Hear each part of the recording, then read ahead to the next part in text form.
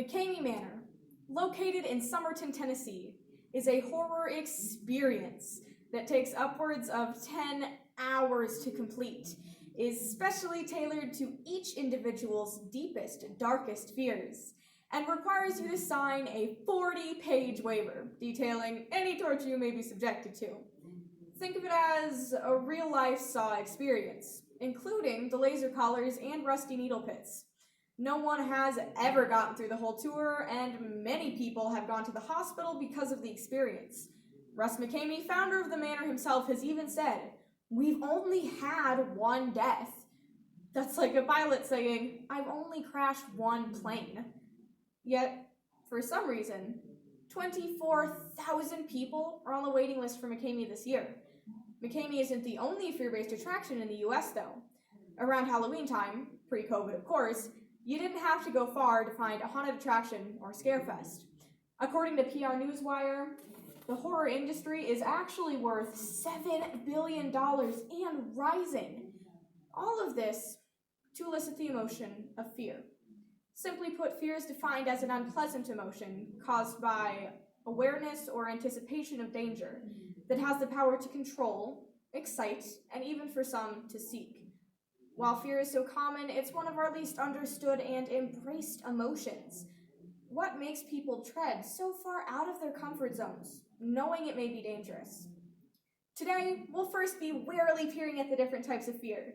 Then we'll run in terror over to the biological and practical reasons behind why we seek fear out, before finally bravely exploring the extremes of fear and how best to deal with those extremes. Let's first warily peer at the different types of fear. But before we do that, we should know what exactly fear is. According to the National Library of Medicine, fear is caused by a compound called C9H9NO3, or adrenochrome. When adrenochrome is released into the body, it sets off a series of potentially life-saving events. Your heart and breathing rates pick up, and you may even develop tunnel vision in an attempt to get your body ready to fight or to flee. Now that we know what exactly fear is, we can look into the different types of fear that we may experience. The first type of fear we'll look into here today is appropriate or logical fears. Logical fear tells us not to touch a hot stove or pet a bear. Bears are not cuddly friends, and you're not going to win one over with kisses. When in a dangerous situation, you may feel what people refer to as a gut feeling. A negative gut feeling may present itself as low-level apprehension or anxiety about a person or situation. Always listen to your gut feelings. They're your most primal type of fear and exist in every intelligent animal on Earth. Like when your dog barks very loudly at an unfamiliar delivery person, right in the middle of the most important Zoom call of the week. Now, these types of logical fears may manifest themselves a little differently in people nowadays, but they have the same purpose. Have you ever been driving and felt the urge to slow down right before a sharp curve? Or maybe you've had a gut feeling before and canceled plans to go to a party that ended up getting the cops called. Whatever this gut feeling tells you to do, you should listen. You don't see a meerkat second-guessing if it's going to be a lion's lunch. Not all types of fear are instinctual, like acquired fear. Acquired fears come from experiences you've had or stories you've heard that have made you afraid of something. Not all fear comes from personal experience. As Katie Vittle from Emory University in Atlanta points out, fear can be learned through direct experience with a threat, but it can also be learned via social means, such as verbal warnings or observing others.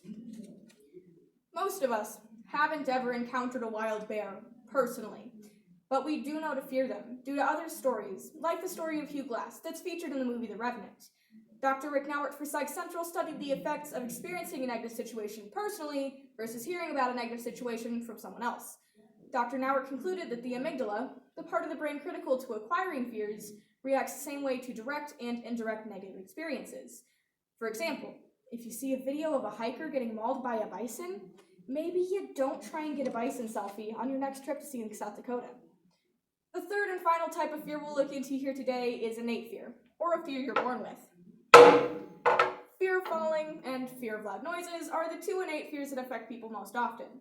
Even as adults, people will instinctively look towards a car backfiring, or, as you just experienced, a hammer hitting a desk.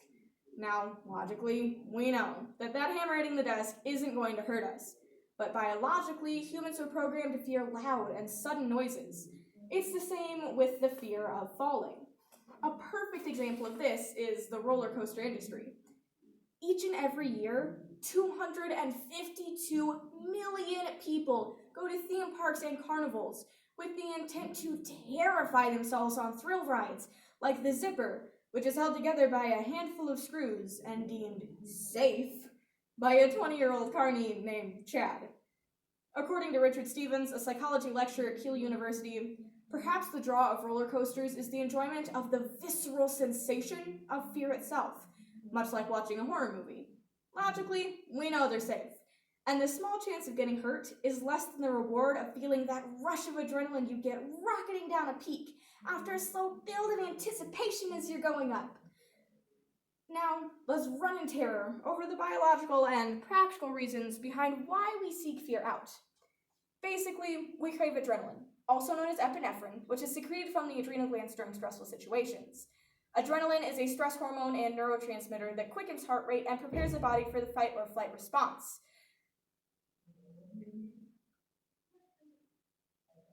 This is why it's so exhilarating to be surprised by something that you logically know won't hurt you, but you know it could. According to Cheyenne Lentz for The Insider, when we know we aren't in danger, like when we go to a haunted house or ride a roller coaster, our brains will take over that fight or flight response. That's why people get giggly when they get attacked by an actor in costume or sweaty when they watch a horror movie. Humans have adapted to enjoy self-inflicted fear like this because it gives us a natural high. A natural high occurs when the brain gets something it enjoys and releases endorphins. This is why people who are addicted to nicotine get endorphins when they smoke or vape, because they know that smoking releases endorphins, which makes them happy. A similar process happens when we watch a horror movie or go to a haunted house. Our brains release endorphins to reward us for doing something that feels good. Finally, let's bravely explore the extremes of fear and how best to deal with these extremes. While fear is largely a good thing that keeps us safe and alert in our daily lives, it can take over some facets of people's lives. Some people have severe trypanophobia, or fear of needles, that stops them from getting blood transfusions, vaccinations, IVs, and other necessary medical procedures. Now you may be sitting there wondering, how on earth is someone with a fear that bad possibly going to be able to overcome it and live a normal life again? Well, according to helpguide.org, the quickest and most effective way to conquer an irrational fear is to simply face it, head on. By facing an irrational fear, you are able to live a normal life again without being absolutely terrified to go up more than 2 stories in a tall building or drive over 25 miles an hour, as well as just being able to enjoy getting scared again, like we all should. On the other end of that spectrum, however, there are people known as adrenaline junkies, who seek that rush of adrenaline to dangerous extremes, like base jumpers, who jump off of cliffs, buildings, bridges, anything they can climb, with no parachute or safety net whatsoever.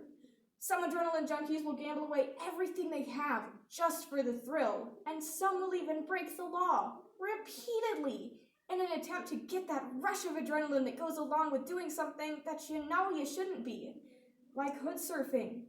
Don't do that.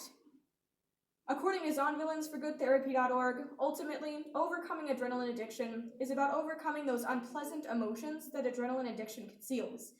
Ways to manage those unpleasant, impulsive emotions range from getting enough sleep to meditation and journaling.